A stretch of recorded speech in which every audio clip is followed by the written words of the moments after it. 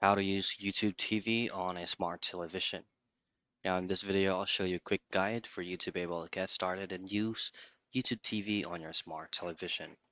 So first, if you don't have an account yet, I prefer that you need to create one first before you log in into your television for you to use it easily. So first is head straight into tv.youtube.com's official site, which is going to be this one right here. So if you go here, you could actually see their specific subscriptions for each month, and they also have different types of offers. Now you can also try to provide your zip code here and hit on submit to see what available channels that you can view depending on your area.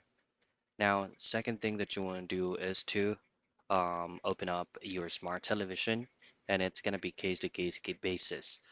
So there are smart televisions that has pre-installed YouTube TV application and some do not have. If it does not have on your end, and what you want to do is to open up Google Play Store in your smart TV and simply download YouTube TV app.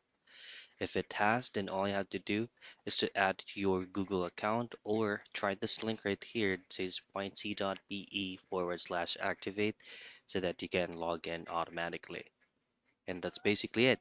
It's how you use YouTube TV on smart TV.